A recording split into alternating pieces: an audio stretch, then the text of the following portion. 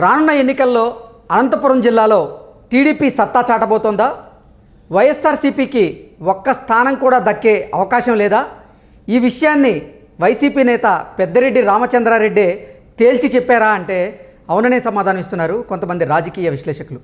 ఇక ఇదే అంశానికి సంబంధించి మనతో మాట్లాడేందుకు ప్రముఖ సీనియర్ జర్నలిస్ట్ డివిఎస్ గారు మనతో ఉన్నారు. సార్తో మాట్లాడు. సార్ నమస్తే అండి. నమస్తే సార్, రానున్న ఎన్నికల్లో అనంతపురంలో టీడీపీ హవా కొనసాగించబోతోంది, సత్తా చాటబోతోంది అని వైసీపీకి ఒక్క స్థానం కూడా వచ్చే అవకాశం లేదంటూ పెద్దిరెడ్డి రామచంద్రారెడ్డి ఆయన సన్నిహితులతో చెప్తున్నట్లుగా కూడా ఒక వార్త ఇప్పుడు సోషల్ మీడియాలో చక్కర్లు కొడుతూ ఉంది. అనంతపురం ఇన్ఛార్జి ఇప్పుడు పెద్దిరెడ్డి రామచంద్రారెడ్డి గతంలో ఇక్కడ అసలు వైసీపీ పార్టీయే లేదు, ఏదో ఒక స్థానం 2 స్థానాలు గెలిచే అవకాశం ఉండేది, ఇప్పుడు ఏదో కొంచెం మార్పులు చేర్పులు చేసిన తర్వాత కొంచెం గెలవడానికన్నా అవకాశం ఉందన్నట్లుగా కూడా ఆయన సన్నిహితులతో చెప్తున్నట్లుగా ఒక వార్త బయటకు వచ్చింది. సార్ ఏంటి ఆ వార్తలో వాస్తవం ఉందా సార్? పెద్దిరెడ్డి రామచంద్రారెడ్డి చెప్పిన మాటల ప్రకారం అనంతపురం అనేది మొదటి నుంచి తెలుగుదేశం కంచుకోట. మొన్న ఎన్నికల్లోనే జగన్మోహన్ రెడ్డి హవా, అవును, ఏది 2 సీట్లు వచ్చాయి అనంతపురంలో తెలుగుదేశానికి. వీళ్ళిద్దరే గెలిచారు. ఉరవకొండ నుంచి పయ్యవల కేశవ్, హిందూపురం నుంచి బాలకృష్ణ, నందమూరి బాలకృష్ణ. మొత్తం వైసీపీఏ గెలిచినప్పుడు మరి పెద్దిరెడ్డి రామచంద్రారెడ్డి అంత అద్భుతమైనటువంటి గెలుపు ప్రజలు ఇచ్చినప్పుడు ఎంత ధీమాగా ఉండాలి. ఆ ధీమా ఏమైంది? మొత్తం మేమే స్వీప్ చేస్తామని చెప్పాల్సినటువంటి వ్యక్తి ఈ సన్నాయి నొక్కులు ఎందుకు నొక్కటం? ఇప్పుడు పోయినసారి 2 అన్నా ఇచ్చాం తెలుగుదేశంకి, ఈసారి ఆ 2 కూడా ఇచ్చే ప్రసక్తే లేదు. టోటల్ స్వీప్ అనాలి కదా. అలాంటి ధీమా, అలాంటి ఇది పోయిందంటే కారణం ఇదే స్వయంకృత అపరాధాలు. ఏది ఇచ్చినటువంటి అవకాశాన్ని దుర్వినియోగం చేసుకున్నారు. 151 సీట్లతో గెలిపిస్తే ఇవాళ 15 సీట్లు కూడా వచ్చే పరిస్థితి లేదంటే ఈ పతనానికి కారణం ఎవరు? మీరు కదా, మీరు స్వయంకృతం కదా చేసుకున్నారు. చేసుకున్నందుకు ఇక అనుభవించడమే అన్నమాట. ఇప్పుడు కుప్పంలో పెద్దిరెడ్డి వెళ్ళి కుంపు పెట్టాడు. చంద్రబాబు అక్కడ ఎట్టి పరిస్థితుల్లో గెలవడానికి లేదు ఈసారి. చంద్రబాబు మెజారిటీ వల్లే అక్కడ పార్లమెంట్ కొడుతుంది తెలుగుదేశం, కాబట్టి ఆ మెజారిటీకే గండి కొట్టాలి. అక్కడ అసెంబ్లీ గెలవడానికి వీల్లేదు, అసలు ఆయన సభలోకి రావడానికి వీల్లేదని పాపం నానా కట్టెలు పెట్టారు ఎక్కడ కుప్పంలో.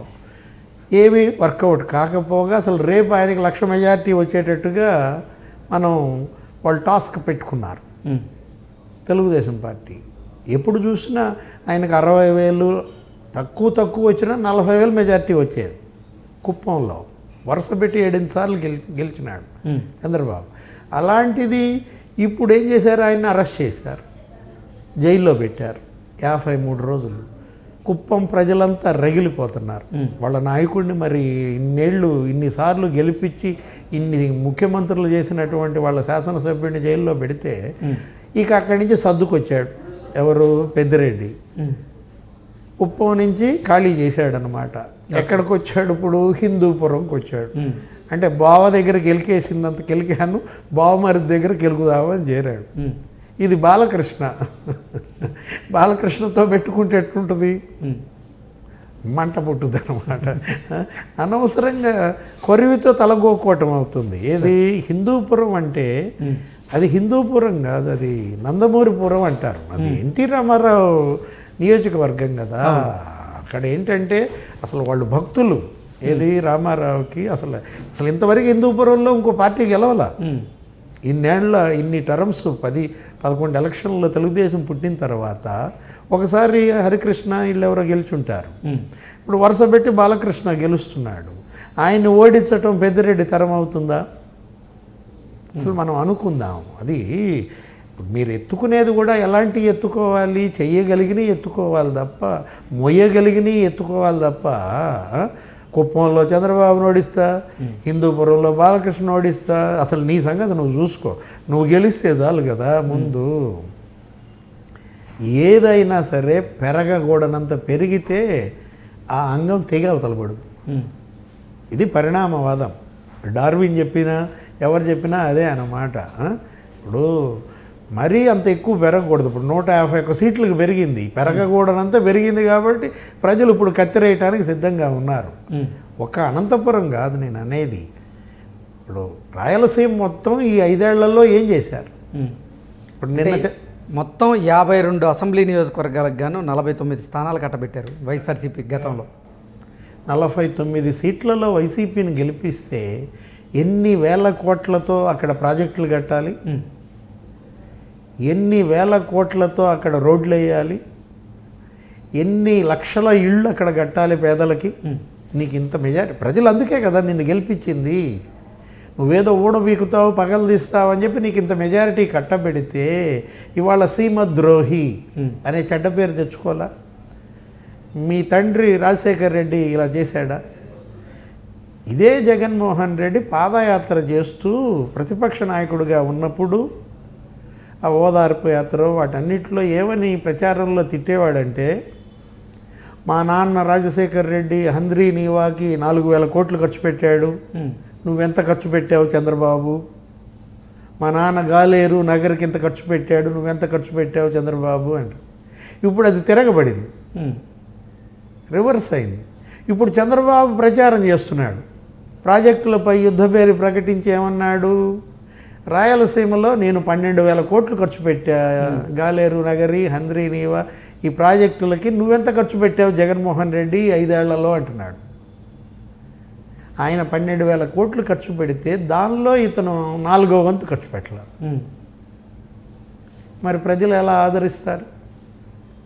చంద్రబాబు ఒక్కొక్క సంవత్సరం 2 లక్షల ఇళ్ళు కట్టాడు, 5 ఏళ్లలో 10 లక్షల ఇళ్ళు కట్టాడు పేదలకి. మరి జగన్మోహన్ రెడ్డి 25 లక్షల ఇళ్ళు కడతానన్నాడే, కట్టాడా? 1,00,000 ఇళ్ళు కంప్లీట్ చేయలేకపోయాడు. ఇప్పుడు అన్నీ కూడా పునాదుల్లో బేస్మెంట్స్లో ఇలా ఆగిపోయిన పరిస్థితుల్లో వాళ్ళు లోట్లు వేస్తారా? అప్పుల పాలైనటువంటి ఈ ఇళ్ల లబ్ధిదారులు ఒకవైపేమో ఇళ్ల కాలనీ జగనన్న కాలనీ అని చెప్పి అదొక పెద్ద స్కామ్ చేశారు. అదొక 10,000 కోట్ల కుంభకోణం అంట. ఏది ఎకరం 5 లక్షలది 50 లక్షలకు కొని పంచుకున్నారని. ప్రజలు దేన్నైనా సహిస్తారు కానీ ఇలా వాళ్ళ సొమ్మును గనక మింగేస్తే సహించరు అవినీతిని. ఈ పరిస్థితుల్లో ఆయన ఏ విధంగా మరి నాకు రాయలసీమ మొత్తం సాగిల పడుతుంది, నన్నే మళ్ళా గెలిపిస్తుందని ఎలా అనుకుంటారు? అనంతపురంకి వచ్చేసరికి కియా ఫ్యాక్టరీ తెచ్చాడు చంద్రబాబు. నువ్వు కియాని మించిన దాన్ని తీసుకురావాల్సింది, తెచ్చావా? 20,000 కోట్లతో మరి ఆక్సిలరీ ఇండస్ట్రీస్ వచ్చేవి, వాటన్నిటినీ నువ్వు వెళ్ళగొట్టావు. కియా ఆక్సిలరీ ఇండస్ట్రీస్ అన్నీ కర్ణాటక పారిపోయినాయి. అమర్ రాజా బ్యాటరీస్ ఇదే చిత్తూరు జిల్లా కదా, పెద్దిరెడ్డిదే కదా. అమర్ రాజా బ్యాటరీస్ గల్లాజయదేవ్ వాళ్ళందరినీ బెదిరించి మీరేం చేశారు? తెలంగాణకి వెళ్ళిపోయింది. 10,000 కోట్లు తెలంగాణ మహబూబ్ నగర్లో పెట్టాడు. వీళ్ళు సరిగ్గా చేస్తుంటే ఆ 10,000 కోట్ల పెట్టుబడులు చిత్తూరులో పెట్టేవాళ్ళు, అక్కడ ఎంప్లాయ్మెంట్ వచ్చేది. ఇప్పుడు జాకీ ఉంది, అదొక పరిశ్రమ, మన ఈ డ్రాయర్లు ఇవన్నీ తయారు చేసేది, లోదుస్తులకు సంబంధించి. దాన్ని తరిమేశాడు. ఆ తోపు దుర్తి ప్రకాష్ రెడ్డి ఎవరో ఏదో నాకు వాటా ఇవ్వాలి, నాకు 10 కోట్లు ఇవ్వాలి అనేసరికి వాళ్ళు కంపెనీ మూసేసుకుని ఎక్కడికి వచ్చారు? తెలంగాణ వచ్చారు. ములుగులో పెట్టారు వాళ్ళు ఫ్యాక్టరీ. అంటే వాటాల కోసం కంపెనీలను తరిమేసి నిరుద్యోగం పెంచేస్తే ప్రజలు ఆలోచిస్తారు కదా. చంద్రబాబు పరిపాలన రాయలసీమకు కలిగిన లబ్ధి ఏంటి, జగన్మోహన్ రెడ్డి వల్ల కలిగిన నష్టం ఏంటి? తిరుపతిని చంద్రబాబు మొబైల్ మ్యానుఫ్యాక్చరింగ్ హబ్గా చేశాడు. దేశంలో 10 ఫోన్లు తయారైతే మొబైల్ ఫోన్లు 5 ఫోన్లు ఇక్కడ తయారవుతాయి. సెల్కాన్, ఫాక్స్కాన్. నువ్వేమైనా కొత్త కంపెనీలు తెచ్చావా? మనం అనుకున్నాం కియా అనంతపురంకి, తిరుపతికేమో మొబైల్ మ్యానుఫ్యాక్చరింగ్. పోనీ నీ సొంత జిల్లా కడప స్టీల్ ప్లాంట్ ఏమైనా తెచ్చావా? నువ్వు స్టీల్ ప్లాంట్ తేకపోగా ఇప్పుడు 3 సార్లు శంకుస్థాపన చేసావు 5 ఏళ్లలో, 3 మార్చేసావు. అన్నమయ్య ప్రాజెక్టు గేట్లు కొట్టుకుపోతే వాటిని మరమ్మతులు చేయించడానికే నిధులు లేవంటారు సార్. అన్నమయ్య ప్రాజెక్టు వల్ల చనిపోయినటువంటి ఆ వరదల్లో చనిపోయిన వాళ్ళకి పరిహారం ఇవ్వాల, నష్టపరిహారం ఇవ్వలేదు ఇంతవరకు. ఇప్పుడు గుళ్ళకమ్మ 2 గేట్లు కొట్టుకుపోయినాయి, పులిచింతలో 1 గేటు కొట్టుకుపోయింది. చంద్రబాబు తిడుతున్నాడు, గేట్లు గ్రీజు పెట్టలేనాడు, 3 రాజధానులు కడతాడా వీడు అని అంటాడు. ప్రజలు నాటుకునేటట్టుగా బలంగా వెళ్తోంది జగన్మోహన్ రెడ్డి పైన వ్యతిరేకత. వాటిని పోగొట్టుకునే పని కనీసం ఏమీ చేయకపోతే ఎలా నీకు వైనాట్ 175 అంటావు? ఏ విధంగా వస్తాయి? ఇప్పుడు ఇవాళ ఈ ఎమ్మెల్యేలందరినీ మార్చాల్సిన పరిస్థితి ఎందుకు వచ్చింది? ఎంపీలను తీసుకొచ్చి ఎమ్మెల్యేలుగా వేయాల్సిన పరిస్థితి ఎందుకు వచ్చింది? దీనివల్లే కదా. నువ్వు చేయలేదు, వ్యతిరేకత పెరిగిపోయింది. ఇవాళ నువ్వు గనక మరి గాలేరు నగరి, హంద్రీ నీవా ఇవన్నీ కంప్లీట్ చేసేసి ఉంటే ఇలా ఎమ్మెల్యేలను మార్చాల్సిన పని వచ్చేదా? పోలవరం, అమరావతి కంప్లీట్ చేసేసి ఉంటే ఇలా ఎంపీలను మార్చాల్సిన పరిస్థితి వచ్చేదా? జగన్మోహన్ రెడ్డి ఫెయిల్యూర్స్కి ఎవరో ఒకళ్ళని బలి చేయాలి కాబట్టి ఇప్పుడు వీళ్ళందరినీ బలి చేస్తున్నాడు. ఓకే, నీకు సంక్రాంతి కాబట్టి చెప్తున్నా, మన కోడి పందాల భాషలో మాట్లాడుకుంటే 151 కోళ్ళు బాగా మేత పెట్టాడు, మేత పెట్టి బాగా పెంచాడు. ఏది 151 పుంజుల్ని కూడా బాదం పెట్టాడు, పిస్తా పెట్టాడు. బాదం అంటే ఇసుక మాఫియా డబ్బులు, పిస్తా అంటే మైనింగ్ మాఫియా డబ్బులు. ఏం జరిగింది? అసలు అవి మొగవట్లా, అసలు అవి పందెంలోకి దిగట్లా. ఈ కోసేస్తున్నాడు, కటింగ్కి ఇచ్చేస్తున్నాడు. ఈ 151 కటింగ్ అనమాట. సి నరసింహారావు అని మనకి మానసిక నిపుణులు ఉండేవాళ్ళు, మనకి జర్నలిస్ట్గా కూడా చేస్తారు. రేపు అనే పక్షపత్రిక లేరు ఇప్పుడు. ఆయన ఎప్పుడో చెప్పాడు నీకు, ఏంటి జగన్మోహన్ రెడ్డి మైండ్ సెట్ కోళ్ల ఫారం యజమాని మైండ్ సెట్. కోళ్ల ఫారం యజమాని ఎట్లా అయితే కోళ్ళకి బాగా మేత పెట్టి కటింగ్కి ఇస్తాడో ఈయన కూడా అట్లా కుతుకలు కట్ చేస్తాడు అనేది అప్పుడు మనం నమ్మలేదు. ఇప్పుడు అది కళ్ళెదురు కనపడుతుంది. 151 కోళ్ళు మెడ కత్తిరిస్తున్నాడు కదా. నరసింహారావు గారు అప్పుడే చెప్పాడు అనమాట, ఏమని, జగన్మోహన్ రెడ్డిది కోళ్ల ఫారం యజమాని మైండ్ సెట్ అని. అంటే అంత క్రూరుడు, అంత కఠోర మనస్తత్వం.